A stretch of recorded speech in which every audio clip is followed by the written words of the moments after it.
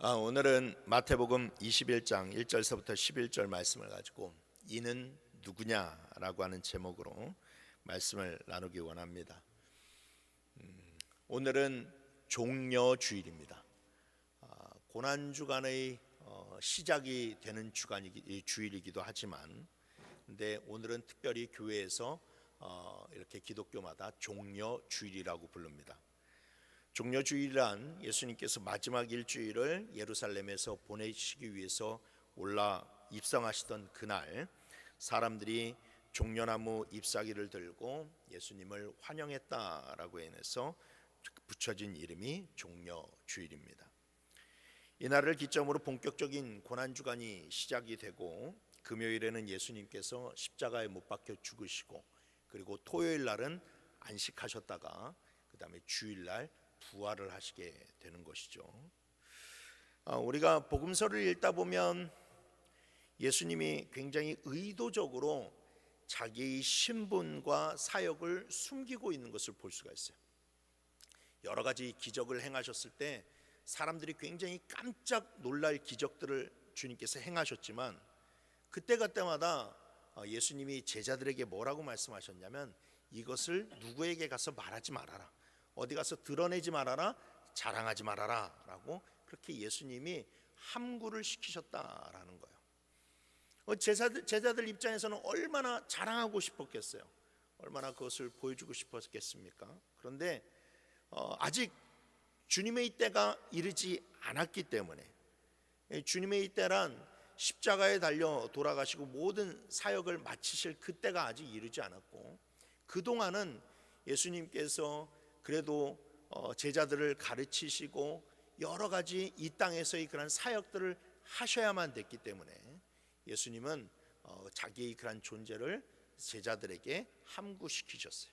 만약에 그때 그냥 함부로 막 자랑하면 어떻겠습니까? 사람들이 또 예수님의 존재를 알고 시기 질투심은 더욱더 커져가고 예수님이 정하시지 못한 때에 십자가에 매달릴 수 있는 그런 사태가 벌어지기 때문에 예수님은 그 때가 이를 때까지 제자들을 함구시키셨죠. 그런데 그 가운데서 이제 드디어 때가 되었습니다. 드디어 예수님이 자기 자신이 누구인지를 세상에 드러내기 위한 그러한 때가 되었다라는 겁니다. 그리고 이제 예루살렘에 들어오셨을 때 이번에는 예수님께서 승리의 입성을 통해서 그곳에 모여있는 수많은 유대인들 앞에서 예수님 자신이 누구이신지를 이렇게 드러내셨어요. 그런데 정작 그 예수님이 입성하시는 모습들을 지켜본 유대인들의 입장에서는 유대인들은 그 예수님을 보면서 이렇게 말합니다. 오늘 보면 10절 말씀해 보니까 이는 누구냐라고 그렇게 묻는 것을 볼 수가 있어요.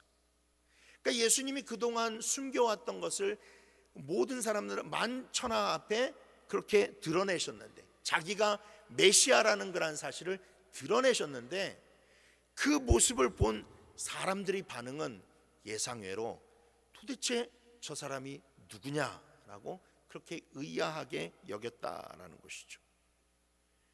왜 사람들은 예수님을 알아보지 못했을까요? 왜 예수님을 이해하지 못했을까요? 그것은 예수님이 보여주신 메시아의 모습과 그리고 자기네들이 늘 꿈꿔왔던 메시아의 모습이 달랐기 때문입니다. 유대인들은 항상 로마의 압제를 무너뜨릴 강력한 정치적인 메시아를 기다렸어요. 그런데 정작 자기들 눈앞에서 메시아라고 정체를 밝히고 오시는 예수님은 화려한 말이 아니라 나귀를 타시고 화려한 카펫이 아니라 사람들이 겉옷이 깔려있는 그 길을 걷고 오셨다라는 거예요. 그러니까 그들의 눈에 지금 저 모습은 절대 메시아처럼 보이지 않았다라는 거예요.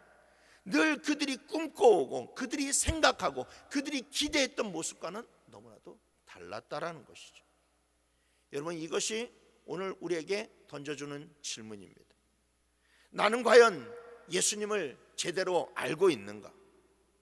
나는 정말로 예수님을, 어떤 예수님을 원하고 어떤 예수님을 기대하면서 신앙생활을 하고 있는가? 내가 원하는 모습의 예수님을 만나기를 원하는가? 아니면 주님 그 자신 그대로 말씀에서 정말로 말씀하시는 그 예수님을 만나기 원하는가? 우리가 서로 마음을 들여다보아야 된다라는 것이죠.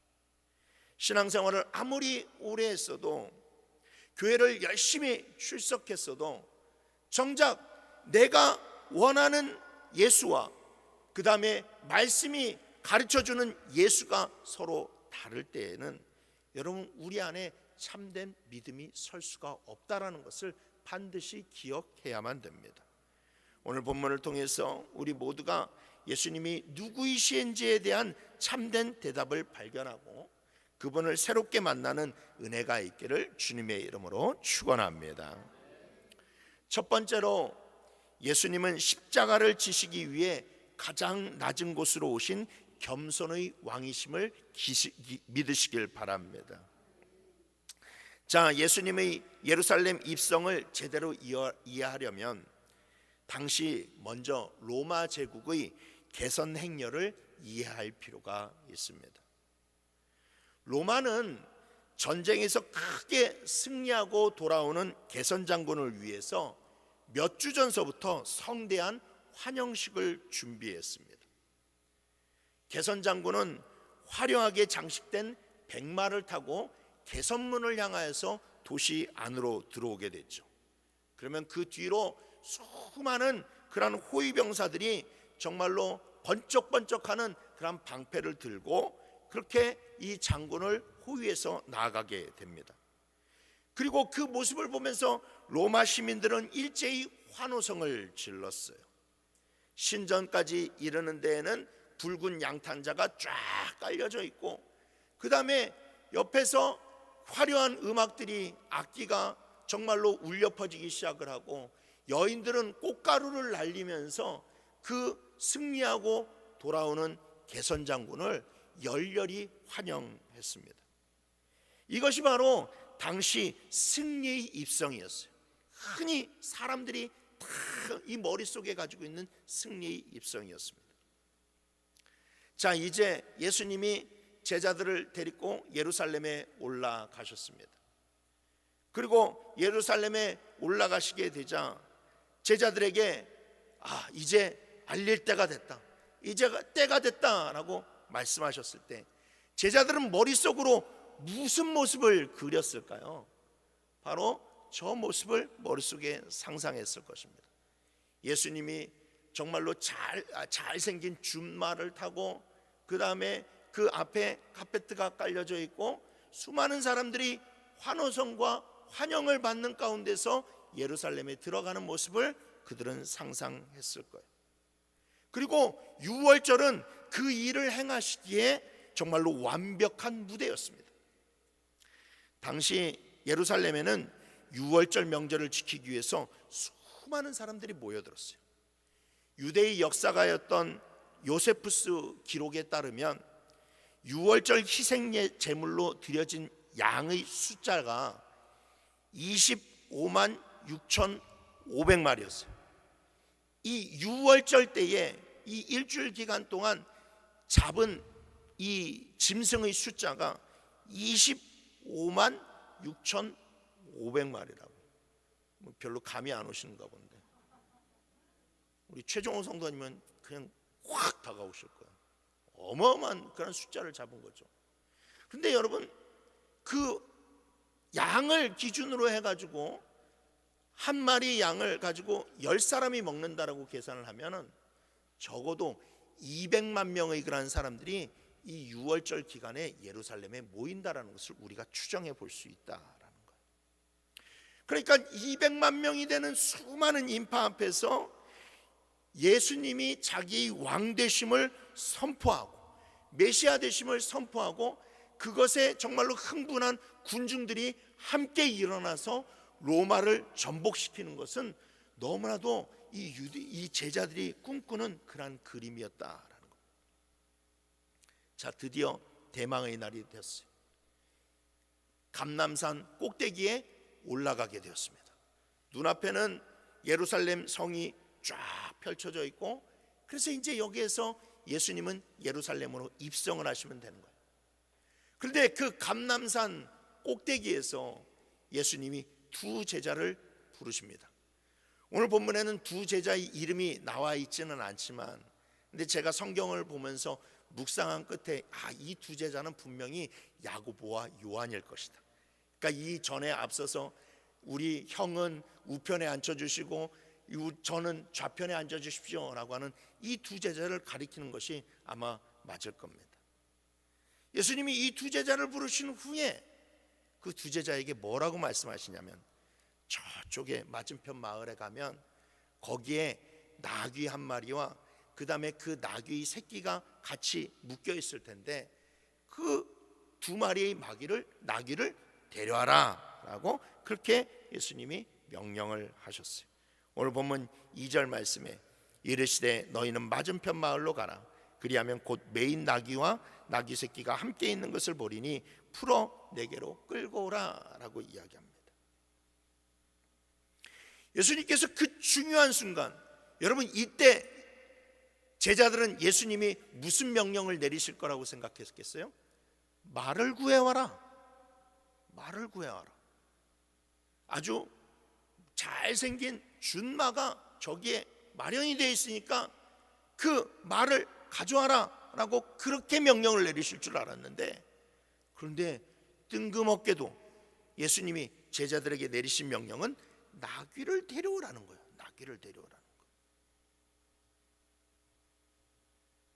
아니 이 중요한 순간에 나귀라뇨. 여러분 말을 타고 가면 참 폼납니다. 얼마나 폼나는지 몰라요. 늠름해요. 근데 여러분 나귀는 그렇지가 않아요. 나귀는 발걸음부터 촐싹 맞습니다. 타 있는 사람도 똑같이 촐싹 맞아요. 그런데 이 위험을 보여야 할 그 시기에 예수님이 나귀를 데려오라고 하시는 거예요. 더군다나 누가복음 19장 30절 말씀에 보니까 이 나귀는 아직 아무도 타보지 못했던 나귀입니다. 그래서 길들여지지 않았고 안장조차 있지를 않았어요. 그래서 안장이요, 예수님이 어미 나귀하고 새끼 나귀를 가져왔는데 예수님이 어미 나귀를 타시는 것이 아니라 갑자기 새끼 나귀를 또 타시겠다라고 하는 거예요. 그러니까 안장이 없으니까 급하게 자기네들이 겉옷을 벗어서 거기에다 임시 안장을 씌우고 예수님이 거기에서 앉으셨습니다. 그러면서 자 이제 가자라고 예수님이 제자들에게 말씀하시는 거죠. 근데 제자들이 보니까 이게 일단은 나귀를 데리고 오라는 데서 1차적인 큰 충격을 받았는데, 이제 가려고 하는데 이게 승리의 입성인데 앞에 카펫도 없고 뭣도 없고, 예수님은 뭔가 좀 준비를 해놓으셨는 줄 알았는데 아무런 준비도 해놓으시지 않고 그냥 나귀만 타고 가시겠다라는 거예요.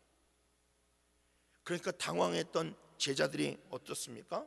자기 막 겉옷을 벗어서 그 예수님이 가시는 길 앞에다가 거기 펼쳐놓고, 그 다음에 또 그것도 모자르니까 옆에 종려나무 가지가 있으니까 종려나무 가지를 꺾어다가 예수님 앞에 막 이렇게 놓았다라는 거예요. 이것은 사실상 제자들의 예상을 완전히 빗나가는 것이었습니다. 수백만이 지켜보는 사람들 앞에서 예수님의 이러한 초라한 등장은 그들의 예상과는 전혀 다른 것이었죠. 그러니까 유대인들이 그 모습을 보면서 도대체 저 사람 누구야? 라고 말할 법하지 않습니까?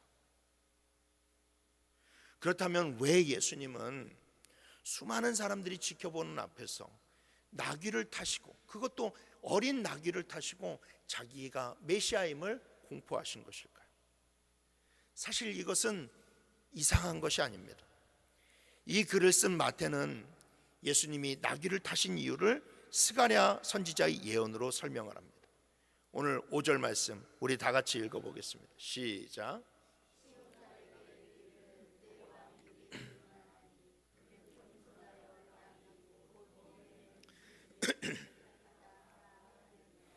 아멘. 스가랴서 9장 9절을 보게 되면 분명히 하나님께서 내가 보낼 메시아는 이 땅에 왔을 때 나귀 새끼를 타고 오신다는 점을 분명히 밝혀놓고 있습니다. 그리고 그분이 어린 나귀를 타시는 이유는 무엇이냐? 그분이 바로 겸손한 왕이시기 때문에 그래요. 그렇습니다. 예수님이 나귀를 타신 이유는 단 하나, 그분이 겸손하시기 때문입니다. 만유의 주제이시는 분이 왜 지금 이렇게 낮아지셨습니까? 예수님은 지금 자신이 어디로 가는지, 그리고 무엇을 하기 위해서 가는지를 아셨기 때문에 그래요. 그분은 지금 성부 하나님께로 나아가고 있습니다. 성부 하나님의 뜻을 이루기 위해서 나아가고 있어요. 그러니까 하나님 앞에서, 성부 하나님 앞에서 자기 자신을 낮추시는 거예요. 성부 하나님으로 앞으로 가는데 내가 어떻게 그렇게 준말을 타고 가면서 당당하게 갈 수 있느냐? 더 겸손하게, 더 낮아진 그런 모습으로 예수님이 나귀를 타고 가시는 거예요. 그래서 여러분, 성경에서도 보게 되면 이 이스라엘의 그런 구약시대의 왕이 재위식을 할 때에 항상 다윗이라든지 솔로몬은 나귀를 탔습니다. 나귀를 탔어요.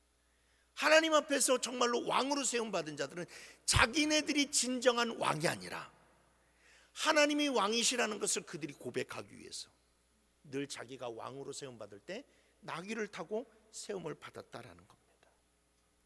사도 바울은 빌립보 교회에서 이 예수님의 마음을 이렇게 기록해 놓았어요. 빌립보서 2장 6절 8절 말씀에 그는 근본 하나님의 본체시나 하나님과 동등됨으로 취할 것으로 여기지 아니하시고 오히려 자기를 비워 종의 형체를 가지사 사람들과 같이 되셨고 사람의 모양으로 나타나사 자기를 낮추시고 죽기까지 복종하셨으니 곧 십자가에 죽으심이라 라고 나와 있어요. 여러분, 예수님이 겸손하신 것은 그분이 약하시기 때문이 아닙니다. 오히려 가장 강하신 분이었지만 그러나 하나님 앞에 선다라는 것을 아셨기 때문에 주님은 스스로를 가장 낮은 곳에 낮추셨습니다. 그 겸손의 결정체가 바로 새끼 나귀였어요. 한 번도 사람을 태운 적이 없는 나귀가 주님 앞에 순순히 등을 내밀었어요. 여러분, 한 번도 태우지 못한 짐승은요, 사람이 그 위에 타려고 하면 깜짝 놀라서 이렇게 막 들뛰거나 태우는 것을 허락하지 않습니다. 그런데 길들여지지 않은 그 존재가, 사람을 한 번도 태우지 못한 그 어린 나귀가 예수님이 타려고 하실 때에 순순히 자기 등을 내어주었다라는 거예요. 한 번도 죄를 지으신 적이 없고 흠없으신 그 예수님, 절대 십자가를 짊어져야 할 이유가 없으신 그 예수님께서 주님의 뜻에 순종하여 자기 등에 십자가를 짊어지시고 그 길을 걸어가신 것, 그것이 바로 이 어린 나귀의 모습이라고 할 수 있다는 겁니다. 이것이 바로 예수님이 모든 사람들 앞에서 보여주고 싶으셨던 참된 메시아의 실체였다라는 거예요. 그런데 여러분, 교만하고 죄로 물든 사람의 눈에는 그 겸손한 예수님의 모습이 절대 믿음의 대상이 될 수 없다라는 것이 문제인 것이죠. 교만한 사람들의 눈에는 그 겸손한 예수님이 한없이 나약한 존재로만 보입니다. 야, 저렇게 나약해서 나약한 사람이 어떻게 메시아라고 할 수 있겠느냐? 야, 저렇게 힘없는 사람이, 저렇게 평화를 추구하는 사람이 어떻게 우리를, 세상을 이기고 우리를 구원시켜 줄 수 있겠느냐라고 의구심을 펼치게 된다라는 겁니다. 그래서 그런 사람들은 능력의 예수님, 권능의 예수님, 자기에게 기적을 베풀어 주실 예수님 앞에서는 주님 믿습니다 라고 외치지만, 그러나 겸손하여서 십자가를 짊어지라고 하는 그 예수님을 이야기할 때는 선뜻 그 앞에서 아멘 소리가 나오지 않는 거예요. 십자가를 짊어지고 나를 따라오라고 하면 그것을 이해하지 못하는 것이고, 네가 낮아져라, 네가 섬겨라, 네가 용서해라, 라고 한 그 말씀 앞에서 선뜻 아멘이 나오지 않는다라는 겁니다. 왜? 예수님이 어떤 분이신지를 모르니까. 우리를 구원한 그 예수님이 겸손의 왕이시오, 정말로 낮아진 그런 어린 나귀와 같은 분이라는 것을 알지 못하니까 그 앞에서 아멘하지 못하는 겁니다. 그러나 여러분, 겸손한 예수님의 실체를 깨닫고 나도 예수님의 겸손을 닮아가기를 소망하고 그분이 왜 십자가의 길을 걸어가려고 알기에 애쓰게 되면요, 여러분, 그 순간 주님께서 은혜를 주시고 참된 예수님과의 만남이 이루어지는 것을 믿으시길 바랍니다. 내가 한없이 낮아질 때 비로소 능력의 예수님이 일한다라는 사실을 깨닫게 되는 거예요. 그러면 여러분, 주님 앞에서 겸손한 믿음을 가진 자는 어떤 모습이어야 될까요? 우리는 그 겸손의 모습을 이 나귀를 보낸 나귀 주인을 통해서 발견하게 됩니다. 예수님이 나귀를 가져오라 명하시면서 이렇게 말씀하셨습니다. 오늘 3절 말씀에 만일 누가 무슨 말을 하거든 주가 쓰시겠다 하라, 그리하면 즉시 보내리라 라고 말씀하셨어요. 근데 여러분, 이 3절에 있는 난회주를 보시게 되면, 거기 번호가 써져 있는 데를 보시게 되면 그 9절의 본래 뜻이 무엇이냐? 주인이 즉시 나귀를 예수님께 돌려보낼 것이다 라고 기록되어 있어요. 여러분, 여기에서 보내리라 라고 하는 말의 원래 뜻이 무엇이냐? 돌려보내리라 라고 하는 뜻이에요. 돌려보낸다라는 것은 무슨 말입니까? 그 나귀가 그 나귀 주인의 것이 아니라 누구의 것? 주님의 것. 자기가 그것을 잘 관리하고 키워왔지만, 그런데 그 원래의 주인은 주님이시기 때문에 주님이 쓰시겠다고 할 때에 예, 주님 당연하죠 라고 하면서 주님께 그 나귀를 돌려보낸다라는 겁니다. 돌려보낸다라는 것. 여러분, 그렇습니다. 이 땅에 있는 모든 것은 하나님께 속한 것인 줄 믿으시길 바랍니다. 시편 24편 1절 말씀에 땅과 거기에 충만한 것과 세계와 그 가운데에 사는 것들은 다 여호와의 것이로다 라고 얘기하고 있어요. 이 나귀 주인은요, 이 말씀을 확고히 믿었기에 자기 나귀를 주께서 쓰시겠다고 했을 때 아무 저항이 없이 그것을 내어드렸어요. 주님의 것을 주님께 돌려드리는 것, 여러분, 그게 겸손이라는 것을 기억하시길 바랍니다. 여러분, 그게 겸손이에요. 주님의 것을 주님께 돌려드리는 것. 겸손이란 내가 나의 주인인 척 살던 인생을 원래 주인이신 주님께로 돌려드리는 거예요. 나의 나귀 주인이 주가 쓰시겠다라고 하는 한마디에 나귀를 내드렸듯이 내 마음대로 살아왔던 나의 시간을, 나의 계획을, 나의 인생을 모두 다 주님 앞에 내어드리는 겁니다. 그래서 이제는 내 마음대로 살지 않고 주님의 말씀이 내 인생을 지배하고 내 인격을 지배하고 내 생각을 지배해서 주님의 그 말씀대로 순종하면서 살아가는 것. 진짜 여러분, 모든 것을 주님 것으로 돌려드리는 것, 여러분, 그게 겸손의 신앙이라는 것이죠. 베드로 사도는 이렇게 얘기했습니다. 우리 다 같이 베드로전서 5장 6절 읽읍시다. 시작.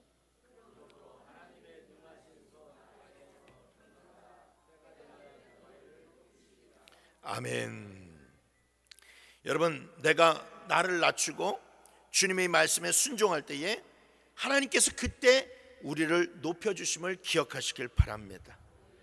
성도 여러분, 여러분들은 지금 어떤 믿음으로 하나님 앞에 나아가고 계신가요? 여러분들이 붙잡고 계신 예수님은 준말을 탄 예수님이십니까? 아니면 나귀 새끼를 탄 예수님이십니까? 여러분들은 주님의 뜻에 순종하는 나귀의 모습으로 주님 앞에 서 있습니까? 아니면 꼿꼿이 선 준마의 모습으로 예수님을 태우려 하고 계십니까? 여러분, 이번 고난주간을 통해서 우리가 다시 한번 겸손의 왕으로 오신 예수님을 발견하는 시간이 되었으면 좋겠습니다. 길들이지 않은 그런 나귀가 자기 등을 하나님 앞에 내어드렸던 것처럼 아직도 여러분들이 삶 가운데서 드리지 못한 부분들이 있다면, 주님께 허락하지 못한 부분들이 있다면 여러분 그것을 주님께 내어드리는 시간이 되었으면 좋겠어요. 아직 여러분들이 마음이 열리지 않은 것이 무엇입니까? 예배입니까? 여러분들이 인격입니까? 입술입니까? 물질입니까? 직장생활입니까? 사업입니까? 아직도 주님을 그곳의 주인으로 모시지 못하고 있다면, 아무도 타지 못한 그곳을 주님을 모셔서 우리가 겸손한 나귀로 살아가는 주의 백성들이 되길 주님의 이름으로 축원합니다.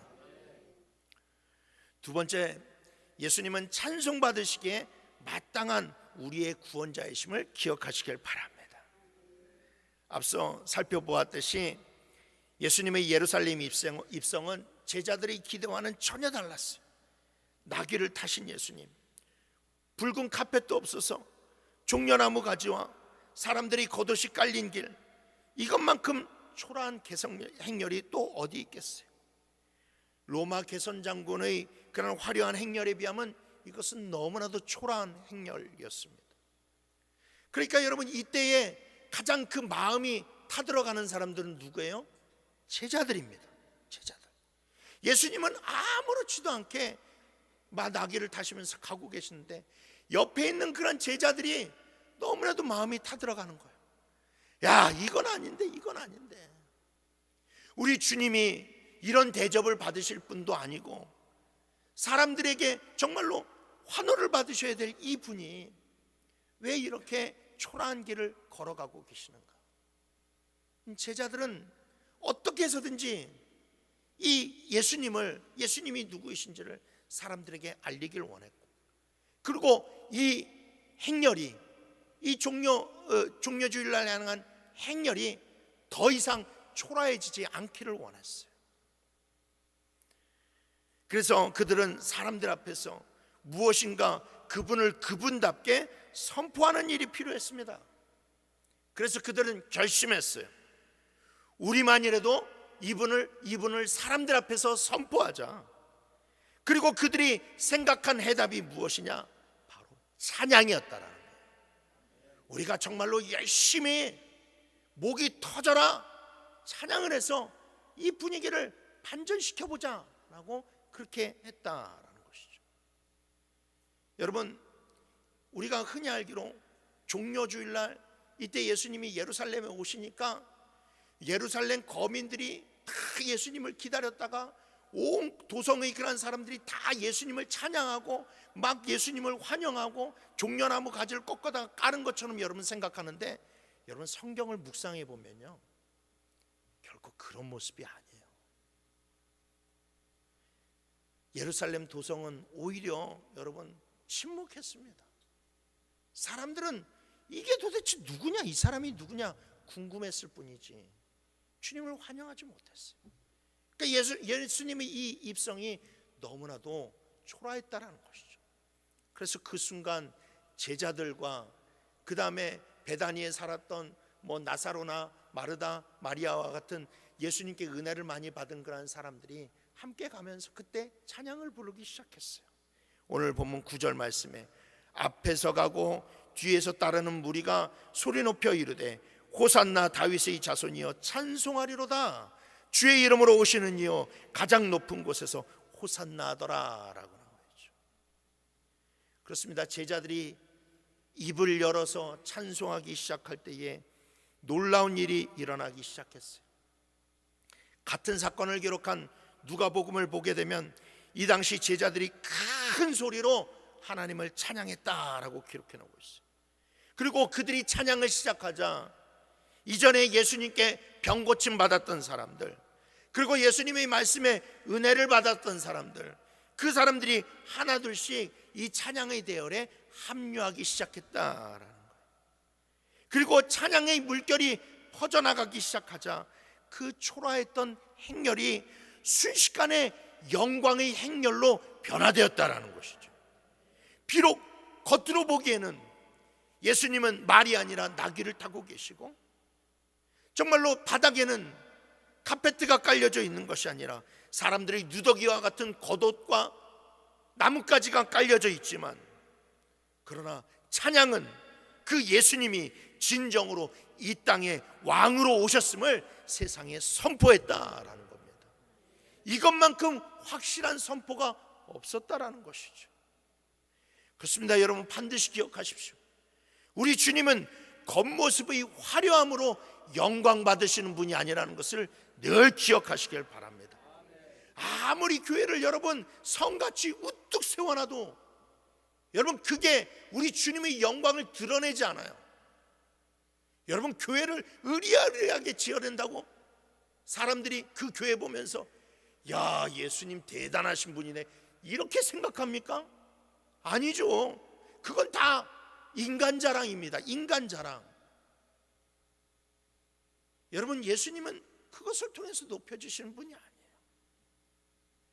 여러분, 솔로몬이 성전을 지었을 때 하나님의 영광이 그 솔로몬의 성전에 임했습니다. 그런데 여러분, 그것은 솔로몬이 성전을 잘 짓고 거기에다가 금칠을 해놓았기 때문에 하나님의 영광이 임한 것이 아니에요. 봉헌 예배에서 왕을 시작으로 모든 레위인들과 백성들이 전심으로 하나님을 찬양했을 때에, 그때 여러분 하나님의 영광의 그런 구름이 성전을 가득 메웠다고 성경은 증언하고 있어요. 역대하 5장 13절 말씀에 나팔을 부는 자와 노래하는 자들이 일제히 소리를 내어 여호와를 찬송하며 감사하는데, 나팔 불고 재금치고 모든 악기를 울리며 소리를 높여 여호와를 찬양하여 이르되 선하시도다, 그의 자비하심이 영원히 있도다 하며, 그때에 여호와의 전에 구름이 가득한지라 라고 나와있죠.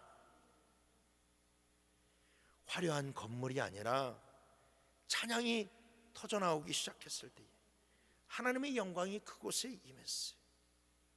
예수님의 초라한 개선 행렬이 찬양으로 말미암아 영광의 행렬로 변화된 것처럼, 여러분, 우리 하나님의 영광은 언제나 여러분들이 살아있는 찬양 위에 임하신다는 것을 믿으시길 바랍니다. 찬양의 힘이 이토록 강력해요. 정말로 주님이 어떤 분이신지를 드러낼 수 있는 그 강력한 외침은 찬양이라는 겁니다. 사탄은 이것을 잘 알고 있습니다. 그래서 바리새인들을 동요시켜서 이 찬양을 막으려고 했어요. 바리새인들이 가서 뭐라고 예수님께 항의합니까? 선생님, 당신이 제자들을 꾸짖으소서 라고 하면서 그들이 찬양을 침묵시키려고 했어요. 그 순간 예수님이 그 바리새인들에게 이렇게 대답하셨습니다. 누가복음 19장 40절에 내가 너희에게 말하노니 만일 이 사람들이 침묵하면 돌들이 소리를 지르리라 라고 예수님께서 말씀하셨어요. 이 말씀은 무엇입니까? 예수님은 바리새인들을 향하여서 이들이 찬양하는 것은 마땅하다라는 거예요. 그리고 만일 저들이 찬양하지 않는다면 나는 돌들을 통해서라도 찬양받을 사람이다 라고 주님이 그 강력한 의지를 보이셨다라는 겁니다. 찬양은 하나님의 백성의 마땅한 의무라는 것이죠. 여러분, 이 말씀은 일찍이 세례 요한이 요단강가에서 바리새인들을 향하여서 선포한 경고와도 일맥상통합니다. 종교적인 형식은 갖추었지만 하나님 앞에서 살아있는 반응이 없는 그 바리새인들을 향하여서 세례 요한이 이렇게 경고했어요. 마태복음 3장 9절 말씀에 속으로 아브라함이 우리의 조상이라고 생각하지 말아라. 내가 너희에게 이르노니 하나님이 능히 이 돌들로도 아브라함의 자손이 되게 하시리라 라고 세례 요한이 선포했습니다. 이 말씀의 뜻이 무엇입니까? 하나님을 믿는다면 나는 아브라함의 후손이니까 어떻게 해서든지 구원받겠지라고 하는 그 아니란 마음을 버리라는 거예요. 마찬가지로 어쨌든 예배에 나왔으니까 됐지라고 하는 그 아니란 생각을 가지고 예배 자리에 앉지 말라는 겁니다. 예배의 자리에서 찬양의 입술을 굳게 닫고 전심으로 찬양을 하지 않는다면 여러분, 그런 사람들은 누구냐? 돌멩이보다 못한 존재라는 거예요. 예수님이 이야기하십니다. 야, 너 여기에 자리에 앉아서 그렇게 찬양하지 않을 거면, 그렇게 입술을 꾹 닫고 있을 거라면 차라리 나는 여기에다가 바위 몇 개 갖다 놓고 그들을 통해서 영광 받으시겠다라는 거예요. 얼마나 엄중한 경고의 말씀인지 모릅니다. 여러분, 그래서 우리는 늘 주님의 이 자리에 나왔을 때 전심을 다하여서 여러분, 우리는 찬양을 할 수 있어야만 됩니다. 제자들은 그날 이렇게 찬양했어요. 호산나 다윗의 자손이요, 호산나 호산나 하면서 찬양했습니다. 여러분, 호산나의 뜻이 무엇입니까? 히브리어로 우리를 구원하소서라고 하는 뜻이, 우리를 구원하소서. 여러분, 우리가 왜 주님을 찬양해야 됩니까? 기쁜 일이 있기 때문에? 나에게 좋은 것을 해주셨기 때문에? 나의 질병을 고쳐주셨기 때문에? 아니요. 찬양의 근본적인 목적은 주님이 우리를 구원해 주셨기 때문에 찬양하는 거예요. 우리의 구원이 찬양의 마땅한 이유라는 겁니다. 구원받았다라는 사실 하나만으로 여러분, 우리는 찬양하기에 마땅해요. 그래서 여러분, 우리 안에 구원의 확신이 가득하면 슬픈 일이 있어도 찬양할 수 있습니다. 내가 계획했던 것이 어그러져도 찬양할 수가 있고, 내 뜻대로 이루어지지 않아도, 내가 심각한 질병에 걸려도 여러분, 우리는 찬양할 수 있어요. 왜? 우리는 구원받았기 때문에. 그래서 찬양이란 내 환경으로 인한 반응이 아니라 내가 구원받았다라는 사실에 대한 기쁨의 고백이 되어야만 됩니다. 여러분, 그러니까 좀 요즘 힘들고 어렵다고 인해서, 사업이 잘 안 된다고 인해서, 내가 계획했던 것들이 잘 안 된다고 인해서, 내가 지금 오래도록 달고 있는 그런 병이 있는데 이 병이 잘 치유가 되지 않는다고 인해서 여러분들이 찬양의 입술을 닫지 마시길 바랍니다. 우리의 찬양의 입술은 항상 열려 있어요. 입이 없는 돌들도 찬양하는데 입을 가지고 있는 우리가 하나님을 찬양하지 못한다면 여러분, 그것만큼 아이러니한 일이 어디 있겠습니까? 바울과 실라를 보세요. 그들은 억울하게 매를 맞고 빌립보 감옥 깊숙한 곳에 갇혀 있었어요. 발은 착고에 묶여져 있고 온몸에는 채찍 자국이 생생했습니다. 그러나 한밤중에 그들이 그 감옥에서 한 것은 탄식이 아니라, 한탄이 아니라 바로 찬양이었다라는 겁니다. 사도행전 16장 25절 26절 말씀에 한밤중에 바울과 실라가 기도하고 하나님을 찬송하며 죄수들이 듣더라. 이에 갑자기 큰 지진이 나서 옥터가 움직이고 문이 곧 다 열리며 모든 사람의 매인 것이 다 벗어진지라 라고 나와 있어요. 감옥 안의 찬양이 감옥문을 열었습니다. 초라한 개성행렬 속에서도, 이 개성행렬 속에서 울려 퍼진 찬양이 온 예루살렘을 소동하게 만들었듯이 여러분, 찬양은 어떤 환경도 뒤집는 거룩한 능력임을 기억하시길 바랍니다. 찬양이 울려 퍼지니까 온 예루살렘이 소동하면서 드디어 질문을 던지기 시작합니다. 예수님께 관심을 갖기 시작합니다. 이는 누구냐? 이는 누구냐? 성도 여러분, 지금 여러분들의 삶은 어떻습니까? 혹시 여러분들의 삶이 여러분들의 기대와는 너무나도 다르고 여러분들의 삶의 모습이 너무나도 초라해서 여러분 찬양이 나오지 않는 상황에 있지는 않습니까? 그렇다면 여러분, 오늘 이 말씀을 붙드시길 바랍니다. 찬양이 먼저 터질 때에 상황이 바뀝니다. 여러분, 상황에 끌려서 찬양하면 안 돼요. 찬양으로 상황을 역전시켜야만 됩니다.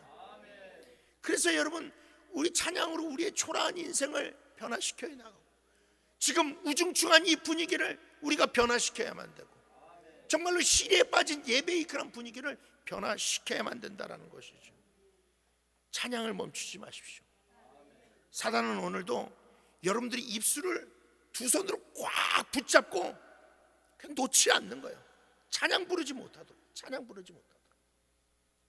그래서 여러분들은 어떻게 해서라도 힘을 다해서 찬양해야만 됩니다. 여러분들 이 묵상집 하실 때 그냥 하지 마시고 기도하신 후에 반드시 여러분 찬양으로 시작을 하십시오. 제가 찬송가는 올려놓지 않았지만 여러분들이 좋아하는 찬양이라든지 고난주간에 관련된 찬송을 부르면서 여러분 이것을 시작하십시오. 여러분 목장 예배를 드릴 때에도 찬양으로 시작하세요. 목장 예배를 드릴 때에도 두 곡 내지 세 곡의 그런 찬양으로 시작하세요. 목장 리더분들, 여러분들 뭐 농담을 준비하거나 내가 오늘 이 분위기를 어떻게 띄울까 이런 고민하지 마세요. 그냥 찬양을 준비해 와서 다 같이 찬양 드리자고 하세요. 그래야 천사가 역사하기 시작하는 것이고, 그래야 여러분 성령께서 역사하시는 겁니다. 그러니 여러분들의 입술을 붙잡고 주님께 이렇게 기도하십시오. 주님, 내 입술이 찬송의 샘물이 되게 하여 주시옵소서. 부정적인 말, 세상에 대한 근심으로 가득한 말, 믿음이 없는 말들은 그치게 하시고 나를 구원하신 주님의 은혜에 대한 찬양으로 가득한 찬양의 샘이 되게 하여 주옵소서. 여러분, 찬양의 담력을 회복하시고 그 담대함으로 세상 한가운데서 예수님이 참되신 왕이심을 선포하는 저와 여러분이 되기를 주님의 이름으로 축원합니다. 이제 말씀을 마칩니다. 성도 여러분, 오늘 예루살렘에 입성하신 예수님의 모습을 다시 한 번 더 되새겨보면서 우리는 그분이 어떤 분으로 어떤 모습으로 이 땅에 오셨는지를 다시 생각해 보기를 원합니다.